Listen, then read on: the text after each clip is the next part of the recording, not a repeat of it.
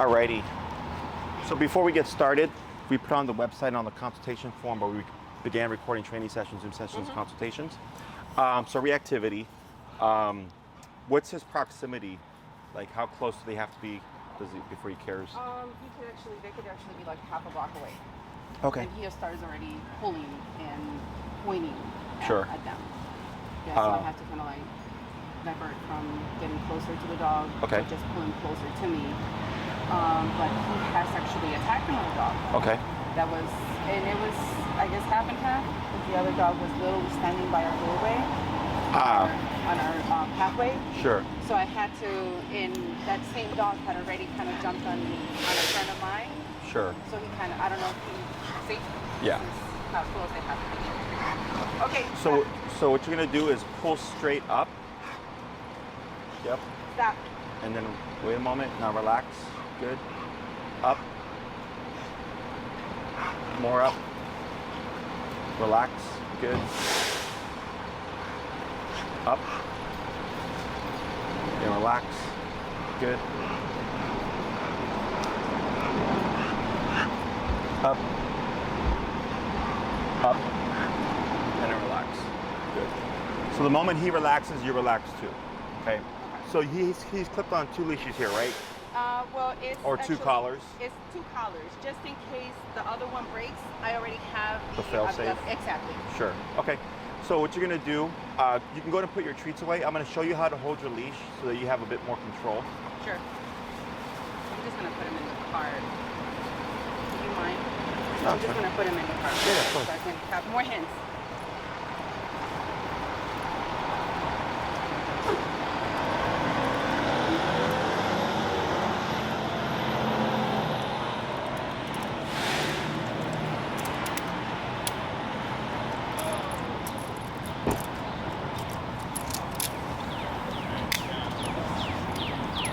Not a bad dog, but he's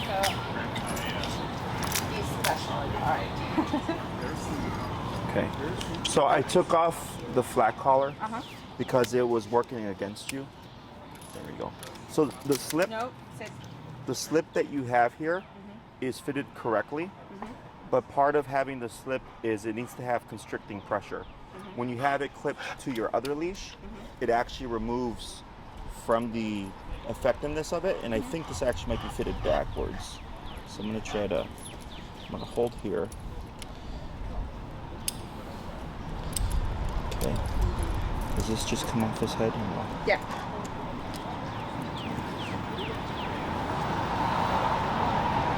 There we go. And then we're gonna flip it the other way.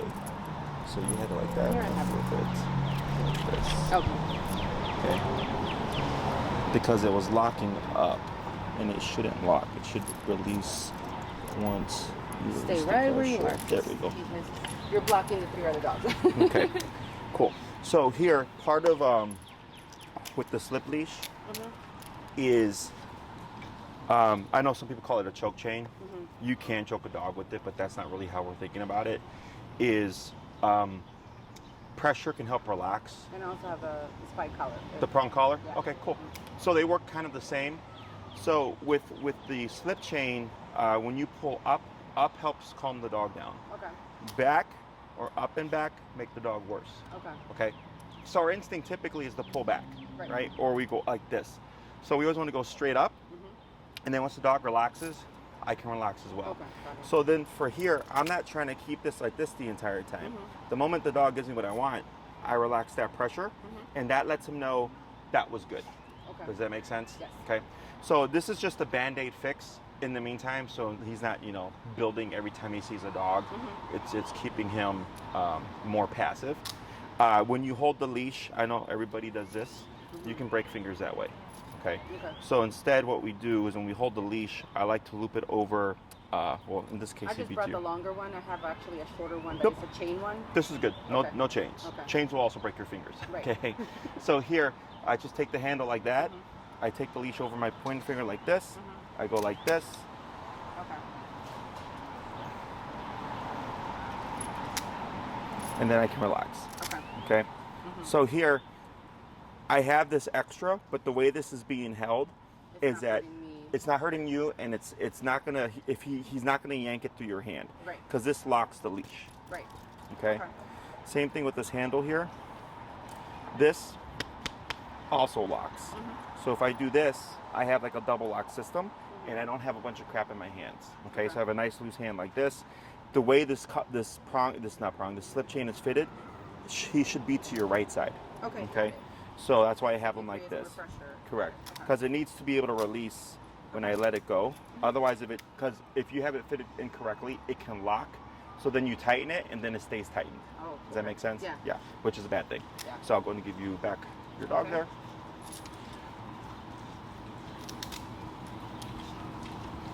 Cool. So then, there you go. That's good. And then handle over your thumb. So how do I do? So up.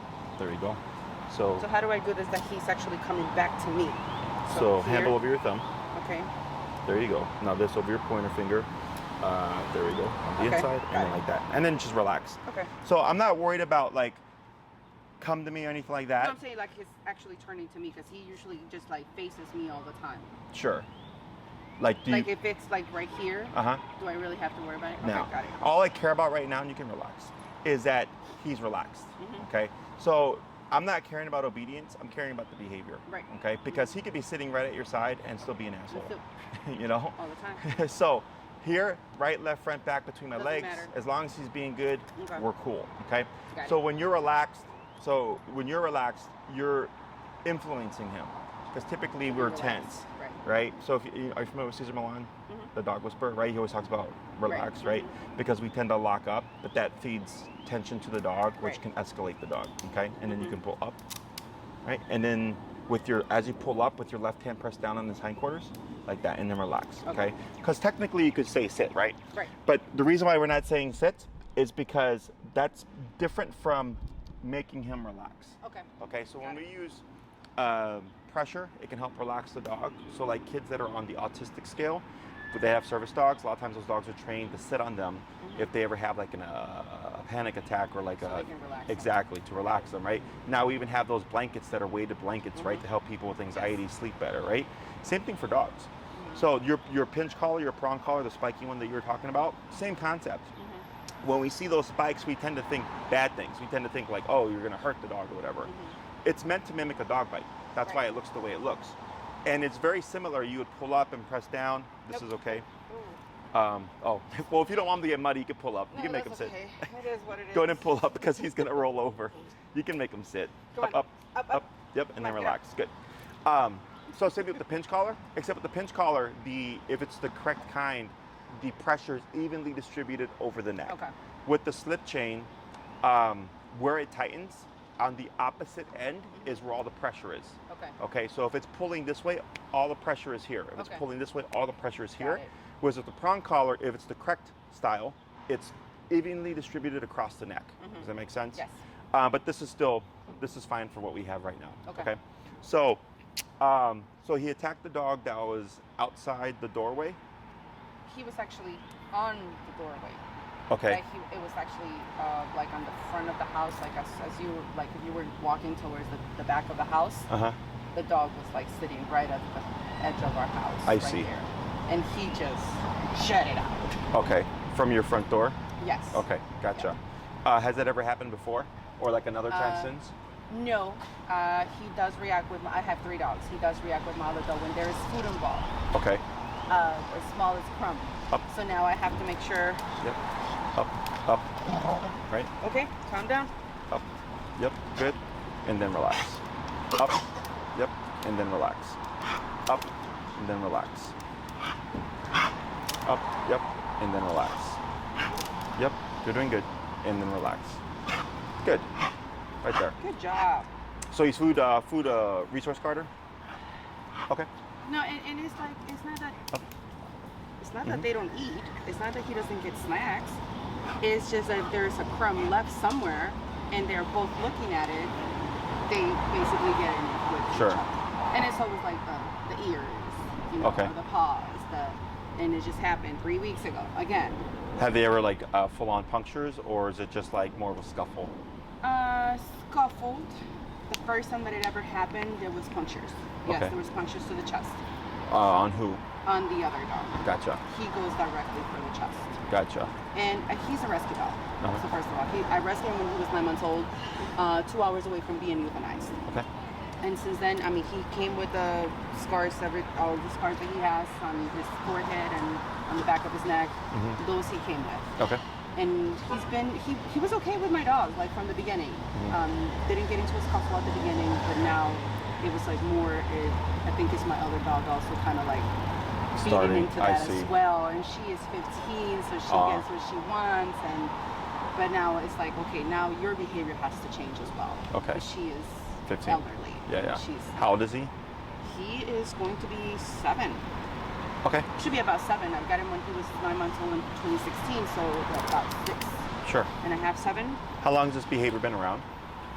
Since the beginning. Since the beginning. But of course, it's been getting a little bit more aggressive now, as my other dog is getting older. Okay. Yes. And then I read you haven't been able to find a trainer to work with him, or? No, because it's always more of like, okay, he's gonna have to work with like multiple dogs at the same time on the same day at the beginning session, and I'm like, I can't have that because I need him to be analyzed first by himself. Okay. To figure out what the problem is, or if he can actually be around other dogs, because he will get reactive to, as you can see. Sure. So if they're next to him, obviously it's not gonna. Sure. Yeah. Okay. And then what are your goals with the training? Just kind of like make sure that his behavior is a little bit better, that I'm able to actually, be at a dog park, or not even a dog park, just take him for a walk, that he is relaxed, mostly. And that I don't have to worry about if I need to go, like, when I'm trying to board him and train him for that weekend. I had mentioned to somebody else that it was on the week between August 4th to the 8th. Okay. I need to go out for work. Yep. Up. Hold up. Up. So you're going to keep up until he relaxes. Yep. Up, up, up, up, and then relax. Good. Wait a moment. Up, up, and then relax. Good. Like that. Good. That's fine. So if I need to go to work, if I need to go out of town for work. Oh yeah, he needs a place for him to be able to stay. I gotcha. And then I'm afraid of. I know that there is a vet place that is in LaGrange that will do the boarding, but no training. And I'm like, okay, so if something happens, I know that there is a vet and they can take care of it. Right. But my main concern is like, I need this behavior to change, so I don't have to leave work. I don't have to go out of town for work and be worried that something's going to happen. Sure. I'm going to come back and something is going to be wrong, or I'm going to get a call. Sure. So I need that behavior to change. Okay. And of course, it will make obviously his life a little bit better. The quality of life for him and the other 2 dogs. Sure. Because they don't have to be stressed. Yep. My middle one is always the deflector. Okay. She's always like, calm down. Sure. To the both of them, but I can see that she's stressed out. Yeah. Too. How old is the other one? She is 13. Okay, so you have 15, 13, and him. Yeah. So you technically have 2 seniors and then this guy. Yes, but him and my 13 get along very well. They're the ones that are always together. Good. Up. Relax. Good. Yep. Good. And then relax. Yep. And then relax. Good. And you're doing a good job with what you have. Yep. And then relax. So now every time that we go for a walk, or even if he goes to the yard, I have to have the muscle on him all the time. There you go. Almost.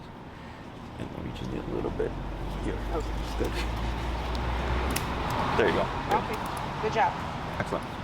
Stay. Okay. And then how did you hear about us? So what?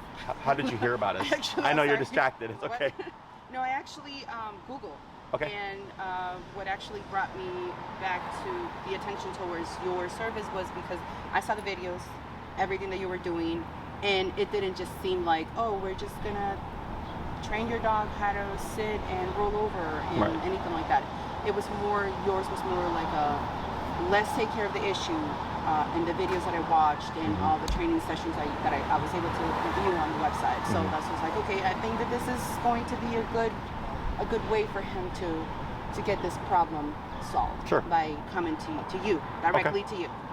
I mean, I'm sure that the other trainers are great, but the reviews that you also had for your training were amazing. So I'm like, okay, we have to do this. Okay, cool. Yes. So I'll fill you in on how this stuff works. And then we have an off-leash dog here, just so you're aware. So we train using prong and e-collar. So you already have a prong collar. Are you familiar with what an e-collar is? No. Have you ever been to a chiropractor or physical therapist? Yep. Yes. And then relax. Have you ever had TENS therapy, the stim? No. Good. Here, so I'll take them for you, just to make things a bit easier. It's okay. Come here, bud. You're doing a good job, but he's... Yeah, technically speaking. But that's Chicago. Okay, got it. I don't mind. Everybody does whatever they want. Got it. I don't mind it. I mind it when people don't have their dogs off leash trained. Okay. Because then they don't have the ability to return their dog. Right. You know, and it's happened here. I was working with a client. I've seen a lot of stuff because this is where we train, and dogs will run off leash into the street. You know, and so like I don't care that your dog's off leash, but I care that you have control over your dog. You know, because that shouldn't be happening. Or like I'll be with the client like this, and they just let their dog run up, and it's like that's what I was concerned about. Yeah, that's why I was like I'll help you. So, so an e-collar is a miniaturized TENS unit. So the stim or the TENS it's just a muscle stimulator, right? It's the same. Is that the one where you actually get the shock?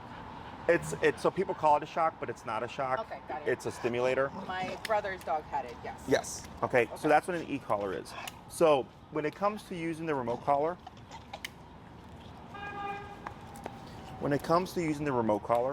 the reason why we use that tool is right off the bat we get off-leash control. Okay. So if we happen to get off-leash or if something were to happen, as long as that collar's on, I have a means of communication. It's very easy for the client to use. It's very common sense based. It's very logical. Okay. It doesn't take a lot of technical skill to understand.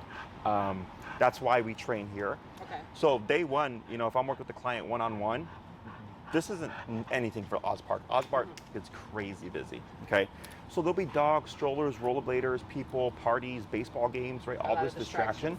And we're training with the client in the middle of it. So they like it because it's super busy and we're not like in this quiet room, or you're not hiding, like a lot of trainers use what are called blinders, where your dog is behind a blinder because they can't see the other dog. You know, that's not realistic. Realistic is we're here, okay? So you're actually seeing the problem and addressing it. Happening. Yeah. Right. So for the owner, they like it because if this were to like right now I was coaching you through it, but then it was getting too busy, so like I'll just take them to make life easier. Right.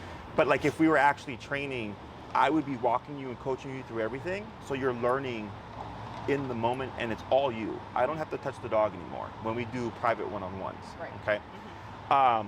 So it's very easy for the owner to understand. Also, when we're dealing with behavioral issues, so you see how we have to keep addressing them, is because this is not enough of an aversive for him to think, maybe I don't want to do this. Okay. It has not become a habit to him yet. Well, not so much a habit, but like what we're doing with the slip chain. So I was raised old school. I was spanked. Right? So like when my mom said don't do that, it was like whatever, but then I got spanked for the first time, right? So then don't do that kind of means something different now. In our era. So I know, now it's like you can't even like yell at your kid. I know. So, but that's why we have punishments, right? Right, exactly. But as humans, like we could do things like time out. My mom could say like, you're not getting your allowance for a month, or you're not seeing your friends for a month, right? Or I would get spanked. Lots of different consequences, but as a human, I'm aware of, oh crap, I don't get an allowance for a month, or like I'm not going to see my friends for a month, right? That can be a punisher. That's not a punisher for dogs. You know, telling them like, hey, you're not going to get those treats anymore for a month, he doesn't care, right? So you're seeing a very good example of how dogs correct each other, and that's through physicality, nipping and biting, right? So if there's a resource that he wants and the other dog wants, and they decide like, hey, we're willing to fight for it, that's how they resolve it. There's not a conversation.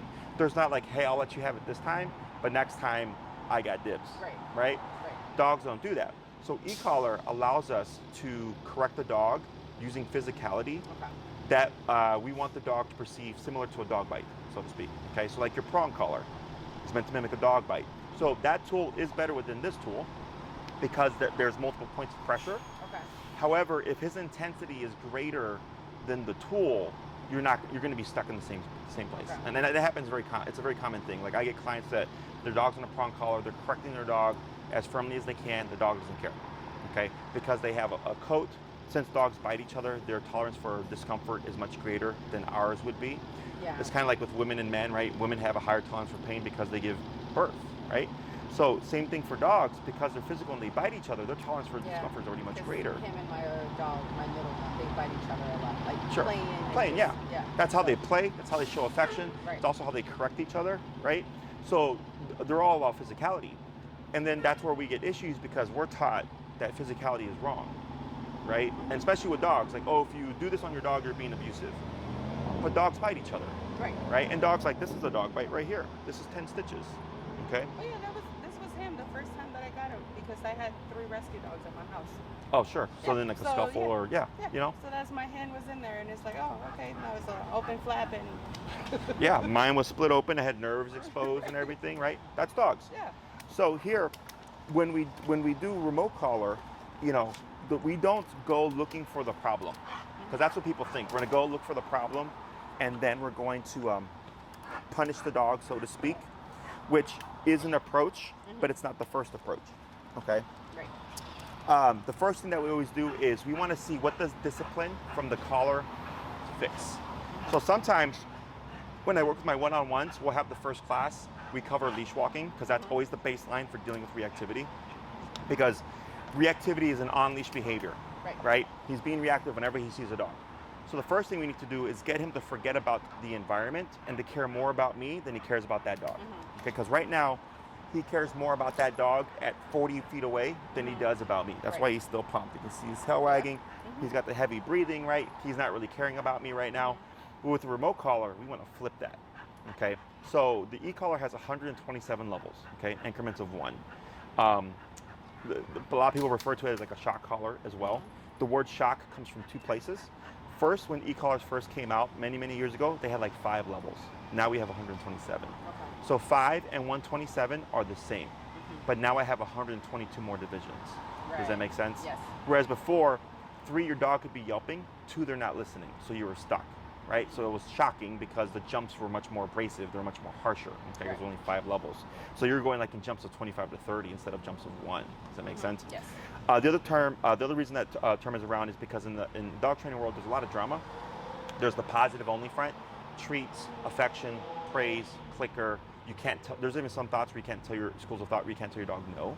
I had a client get kicked out of class because she told her dog no in the middle of class, and they just kicked her out of class, okay? And she didn't even do anything, she just said no. And they just kicked her out, right? So you can't even give your dog consequence. Right. So they use terms like shock, pain, discomfort, torture, or whatever to deter people from using these tools. Right. But it's not electrocution, okay? It's not like an electric chair. It's just a muscle stimulator. They use the technology on humans all the time, okay? So the reason why we use a remote collar is we have to match his intensity. Right now, I'm not able to match his intensity. I'm able to de-escalate him, but the next time he sees a dog, he just perks right back up again, right? And what we want him to learn is not to even do that, okay? So when we start with the training, we always start outside of the problem, teaching all the baseline fundamental obedience stuff, because I want to see what does discipline fix? What does the e-collar fix, okay? A lot of times with my clients, we have the first class, I see in the next class, the dog's like 80% better, okay? In other cases, when it's more extreme, they're like, Jesse, the dog is the same, right? So depending on how the dog how is impacted by the training, determines how we move forward with the training, okay? So when it comes to behaviors we don't want, it's simply about consequence, okay? So for us as humans, if you steal a Snickers bar from like a Target versus robbing a bank for millions of dollars, you're gonna have 2 very different consequences, right? It's the same thing for the dog, okay? Now, when it comes to the reactivity stuff, I have to find the number that's gonna get him to stop, right? But then also deter him from repeating the behavior in the future, okay? And that number can vary from 15 all the way to 127, okay? I don't pick the number, he picks the number. So if I'm working at 25 and I see that 25 stops him, it stops him, and then the next time he sees a dog, he does nothing, then I go 25, fix the problem, okay? In some cases, 25 does not fix the problem, it might be 60, it might be 80. I have a case right now who's a pit bull, is very extremely reactive, okay? 127. Okay. Now, when I worked with the owner, I already had an idea that we were going to be there, but I have to get the owner to be on the same page because he's not going to understand that. Okay. Yeah. So the first 5 lessons, we did everything before. We did all the other stuff. Okay. So by the 5th lesson, he's like, Jesse, he's still blowing up. He's still being reactive, right? And it doesn't seem like it's getting better. Then I go, okay, this is what we're going to do. But for the human, he understood we already did everything else. Right. That's why we ended up at 127. Okay, if I would have done that the first day, he probably would have come back to second class because he's like, what the hell, dude? You just like blasted my dog 127. Right. But there's a process, right? So we have to do all our kind of due diligence and make sure that everything else isn't working if we end up coming to that stage. Right. Okay. Now with that particular gentleman, last time I saw him was like a month and a half ago. We were here at Oz Park. There were dogs all over the place. His dogs weren't doing nothing. His dog was just chill. We were just training. Okay. And his number was still at 127. But that's why he was good. Because it was 127. Because that's what the dog needs. Weird, exactly. Right. Because the dog's like, all right, that's enough where I don't want to gamble it anymore. That's the level of pain that he needed to feel. Correct. To chill out. Every case is different. I have another case right now. It's a doodle, 28. The dog has only been reactive once in 2 months since we started training. And she said when he became reactive, one press, boom, stopped right away, right? Very different cases. And that was since the first class. After the first class, she only saw reactivity happen once in the 2 months. So I don't know how it's going to play out, right? But I say this to you because if you're not willing to go there, I'm willing to I go can't help you. I need to go to fix this. I'm willing to go wherever I need to go. I understand the process, so yeah, that's fine. It makes sense, though. And I just don't have the time for the process. You know what I mean? Sure. And don't get me wrong, I've done everything that I could potentially humanly do myself without having any training, right? Sure. But at this point, if he's getting worse, and now I'm having another issue where dogs have passed him at my house at 7 o'clock in the morning walking, and he can actually hear them and start barking them. So that's going to be a problem. It's not getting any better. It's actually getting worse because now he's becoming reactive from inside the house with walls in the middle. Gotcha. Which I don't have a problem him letting me know that there is somebody in front of my house and barking, or reactive if somebody comes close to me. But when I'm having him being reactive to a dog between walls, it's definitely not getting any better. Has he ever redirected to the other dogs, or has it always been over food or something? No, that was the first time that he had the issue with biting my dog on the chest. Okay. Yes, he actually became reactive to the other dog and then turn over around. to her. Yes. Sure. Not towards the middle one. It's always my oldest one. Gotcha. I don't know why. I guess it's because they both don't like each other. Which I take it as is like any human. You just don't like me because you came in and took over my spot. I was a baby, and now he came over, and the other one is also jealous. So it can be a number of things. One thing when it comes to the redirect is all that frustration has to go somewhere. And it just the nearest thing was the other dog, because they get so lost. And also she was also kind of like at the same time that he was over there, he came back over here and she was also bickering, so he was just like, in response to him, Yes. So then he's so agitated and he unloads that energy. And oh my God, it takes me forever to be able to calm him down. Like I literally have to put my whole body on him to calm him down because he would just jet, and I have to like literally, it's like I'm wrestling a human being. I just got to drop my whole weight on him to calm him down. No, these guys are, I have a pit, like they're, But you see him, he's like 40 pounds soaking wet, 50, like 45 the most. Because these guys are bred for fighting. So they're meant to withstand a lot of. And I think that he was probably used for that when he was younger. Sure. And that's how he got a lot of his scars. And that's where all the probably mental trauma comes from. But you're gonna need your bath. Yeah, I'm gonna need to wash my shoes. That's okay. I'm sorry. No, it's fine. He's like, yeah, it is what it is. There we go. What's the good thing is that even though he keeps triggering, we're able to get him to de-escalate. Right. Gotti. There we go. Calm down. Good. Calm down. But you can see, like, with what we're doing here, he's like, it's not enough to get him to just think, like, maybe I shouldn't do this anymore. That's where the e-collar comes in, because then I can keep going up until eventually I find the number where he's like, okay, you know what? that kind of sucks, so I don't want to do that. Where do I get it? Or do you get it? So you can get it through us, or you can get it online. I don't care. We'll send you the model that you would need, okay? So he needs the Dr. Black Edition. It's meant for 70-pound dogs and over, okay? Now, I know he's under 70 pounds. Yeah. The reason why we want that is it's more output. So you get more from less, okay? So if you get a lower powered collar, his number would probably be higher. So probably if he, okay, got it. I see what you're saying. Yeah, so if you had the higher powered collar, your number is more likely to be lower, which then gives us more wiggle room. So like Milo, the pit that I was talking about earlier, he's on that same collar, okay? And he's at 127, and he's like the same size as this guy, okay?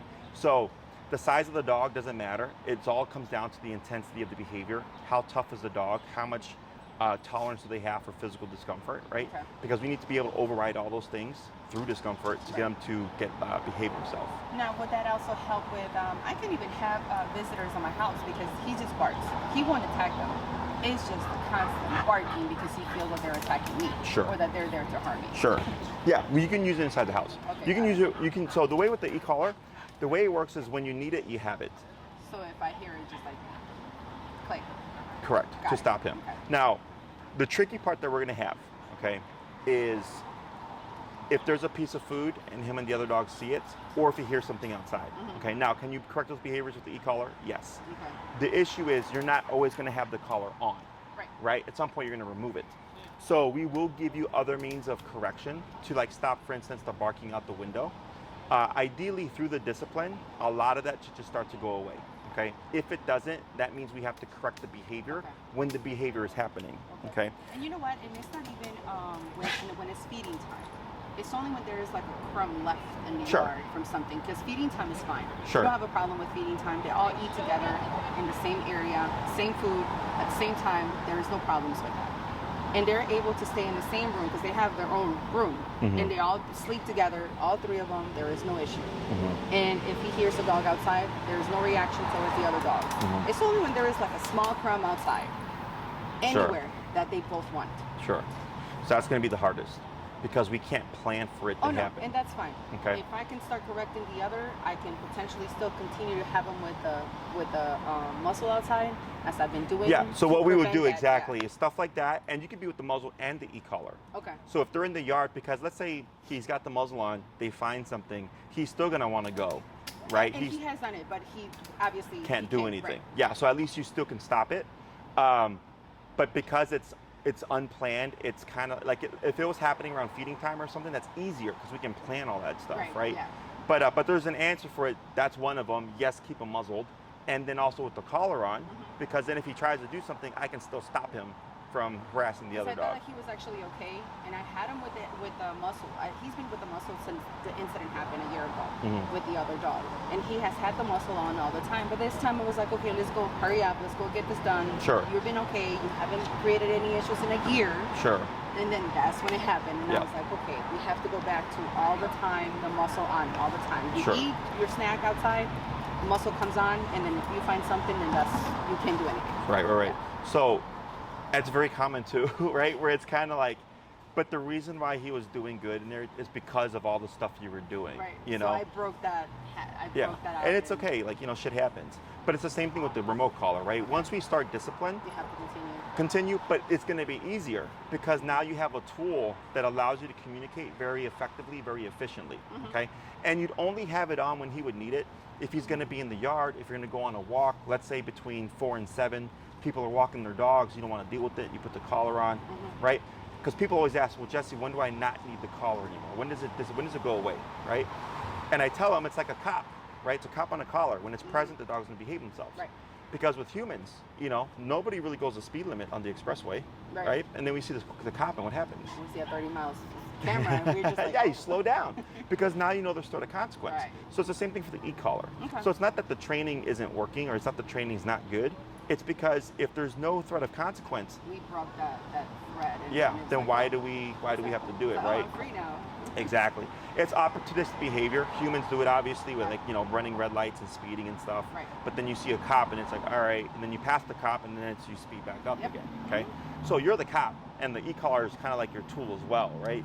So when you need it, you're going for a walk. He's going to be in the yard. It's a time where he gets really busy. You don't want to hear him barking. If a guest is coming over, you put the collar on. If he's great otherwise, then you don't need the collar, okay? But just create that habit that that's going to be the consequence every time that it's happening. Correct.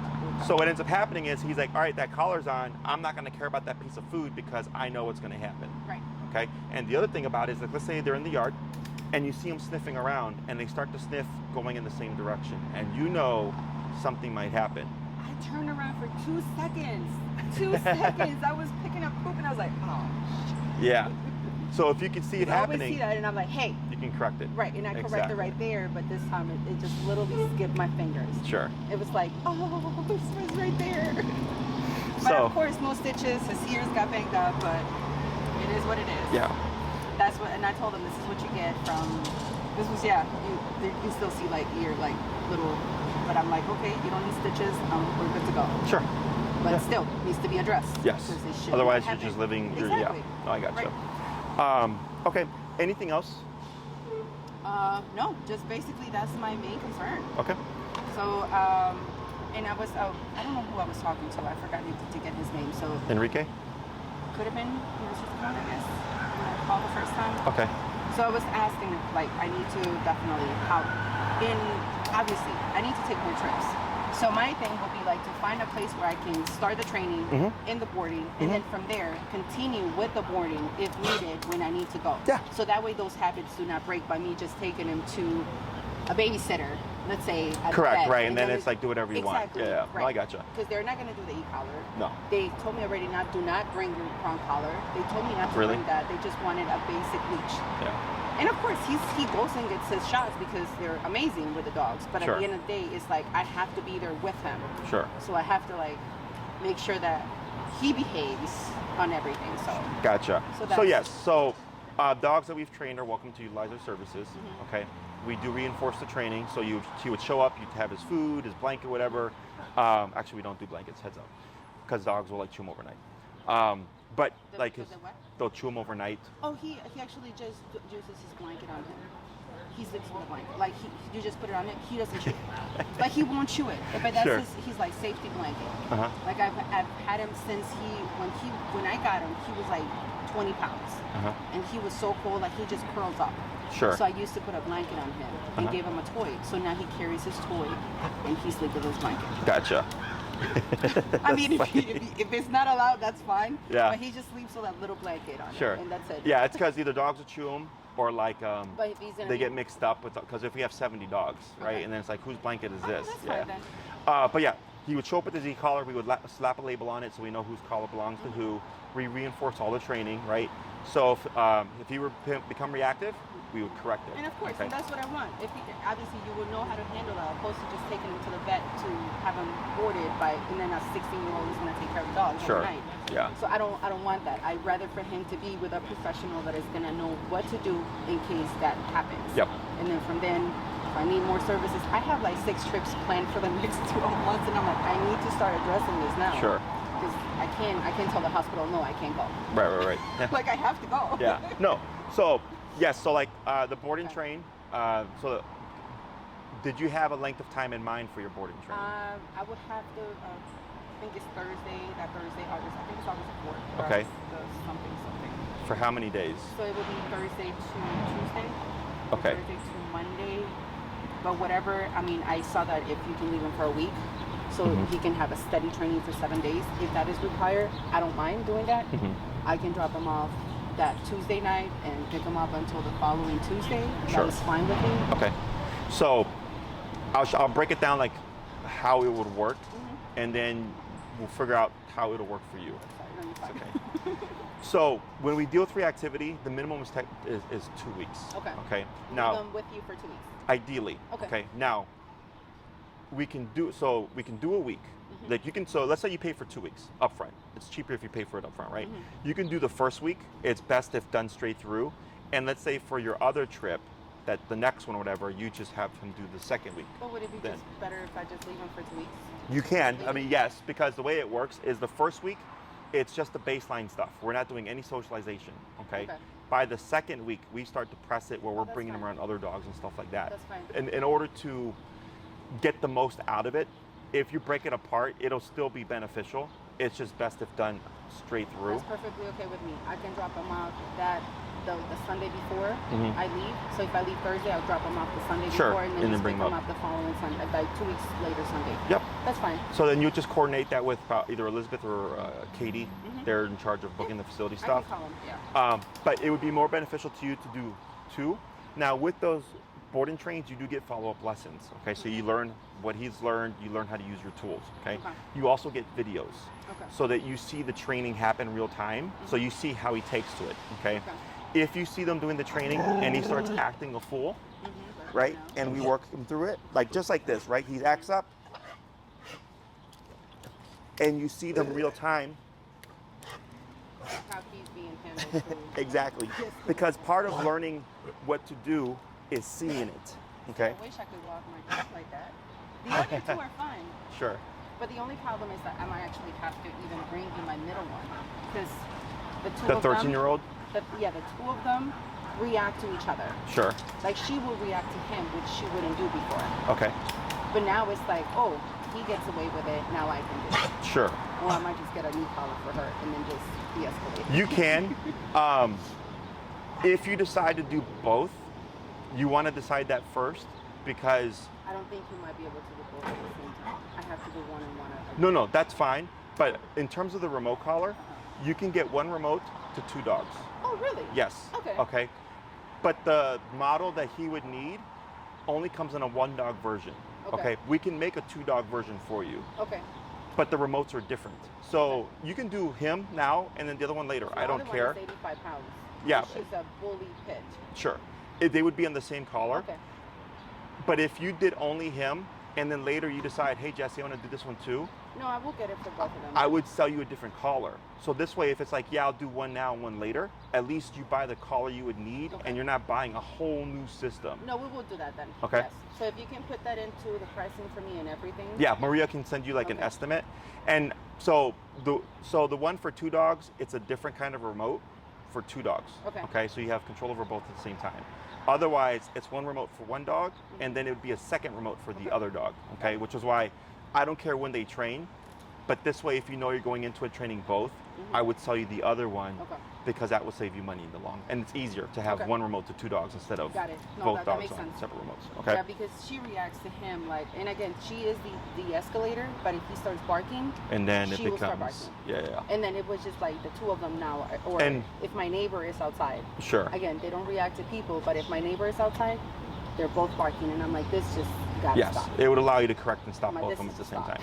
Yeah. Because I can't even go outside and sit down and just be calm, because then if his neighbor's on both sides, I'm then like, it's a I'm problem. just done. I'm like, I'm done. For sure. Yeah.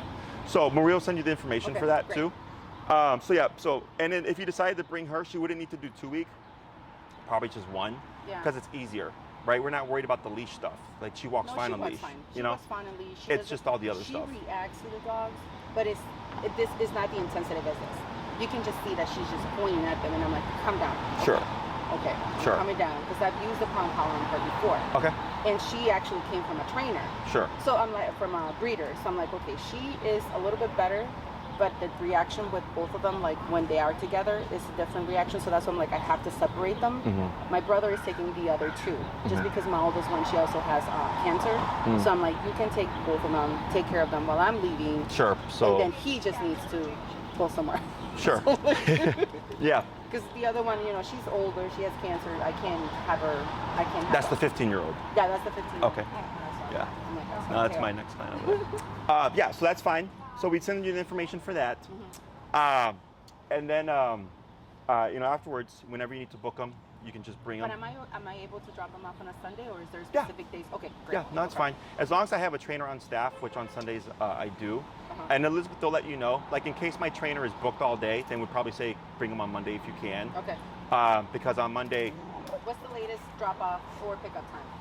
So for drop-off, technically, you can drop off your dog anytime before 10 o'clock. We open up at 7, Monday through Friday, and we close by 10. Okay? That's exactly when you guys need to get a leash. Always home on your dogs, because what if he would have gone straight directly to him? Gotti. It's okay. Over there here. We go. Yeah, so technically you have until 10 o'clock to drop the dog off, right? So like, let's say you have to do Sunday because it's the easiest. What we would say is do Sunday. Let's say it's like 5 o'clock or 6 o'clock p.m. Or I can drop them off anytime after 7. Like this week, I've just been working overnight because there's swamped at the hospital. But I can literally drop them off anytime after 7 p.m. Sure. Yeah. So what we would do is most likely tell you to do a boarding night. Okay. So because we're not going to do much training from 7 to 10, right? So this way you're not wasting a board and train night. Right. That Sunday, it would just be a regular boarding night, but then his program will kick in the next night. Okay. Does that make sense? And the e-collar will be ready for him on that night. Yeah, right? so if you get it through us, we just have it at the facility. Okay, awesome. And then if anything happens with the collar, if you get it through us, we can just replace it within the first 30 days, or if we're training them and we notice like, hey, this collar's not good. I would just rather do that. You guys handle it, then you guys set it up the way you need to, and then obviously you make it, you know what to do with it. So that's fine. Okay, all right. So then for the booking and stuff, because you went through Maria to book this, right?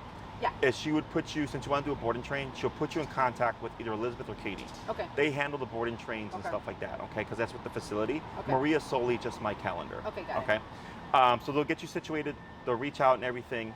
If you don't hear from us within 24 hours, whatever, feel free to reach out to us and say like, hey guys, I'd like to get this started. Because we only take so many board and trains at a time, because we don't want to overwork our staff, and we want to make sure everybody gets the same quality of training that we pride ourselves on. Of the training, it will be with you, right? That he will get. Everybody. With everybody? Yes. Okay. Everybody. So Elias handles my board and trains. Okay. Okay. He's my primary trainer. Okay. Okay. Because I'm busy with this. I'm seeing you. So I got my next client over there. Got it. Okay. Yes. And Enrique, he also does what I do with one-on-ones. Elias does all the board and trains and daycare and trains. Okay. But if we find that he's being more difficult, we step in because we're more experienced. Got okay. it. Okay. So regardless, we'll take care of it. You bring everything. Yeah. So you'll bring your equipment. You bring his muzzle. The collar or no? Yeah, you can bring it along. Okay, I'll just. We'll have it, and then we'll see what works best. Okay. Because we have to think about you. We may not need the tools, but my staff may find like, you know what, it's going to be easier for the owner if we also do the prong with the training. And you have it, so it's like, why not just add it in too? It's not like it's going to be extra. Right. But this way you learn how like everything works. Okay. And then we'll tell you if the prong collar is good or not. If you end up not needing it, not a big deal because you'll have your remote collar anyways. Right. But not every prong collar is made the same. Do you know if it's like a Herm Sprenger or if it's a different brand? Does it have a middle plate? Does it have a square plate in the middle? No. No? No, Okay. it's just the prongs that you actually can take them off apart as they get older or they get bigger or smaller. You just take them off, and then it has the little, just like that, it has basically the pull out. Okay. But no. Okay. Well, you can bring it. We could take a look at it. If it's not a good prong, we'll tell you. Okay. If it's not good, it doesn't mean you have to buy another one. Okay. We'll let you know. But the remote collar should be able to handle a lot of what we're dealing with. Main thing is just like, you know, again, that you're willing to correct them where he needs to be corrected. Got it. Okay? Any other questions? No, I'm sorry about your pants. No, it's fine. I'm a dog trainer. Nobody cares. Okay? Okay. So Maria will put you in contact with either Elizabeth or Katie. Okay. And if you have any other questions. I need to contact her tomorrow? I know I gave her I only can see out of one eye, so when I was typing it, I was like, oh, I did type it wrong. I'm like, damn it. Oh. I typed the email wrong. So. Oh, is that what it was? Yeah, that's what it was. Because she's like, she's not getting the. No, but the first one, she was emailing me. She was actually sending me emails, right? Okay. So she was sending me emails to my work email address. So I was see. like, but I didn't get the invite. I didn't get the invite. Sure. And I was like, well, just send it to my personal. But when I typed it in, I typed the 2 first letters backwards. Oh, I see. So I was like, oh, I did put it in wrong. It's okay. Yeah, so I was like, okay. But I'll let her know because she's like, she's not getting my invites. I'm like, it's all right. I will still be here anyway. Yeah, yeah. But we'll be in touch, and then you're more than welcome to reach out first if you'd like. You know, be like, hey, I'd like to do the board and train. I'll probably send her an email as soon as I get home, so I don't forget. Sure. Because I'll be swamped throughout the week. Yep. But yeah. So and then for those sessions, I'm sure that they will let me know what to bring, right? Like food. Yes, and all food that stuff. and all that stuff. Yep. Treats are good or no? They're fine. Okay. Yep. Okay. I mean, it's mainly toys and blankets that we don't do because they get lost or they get chewed up. Okay. Okay. Awesome. All right. Well, thank you very much. Thank you. All right, let's go wash your paws somewhere. Oh, hold on.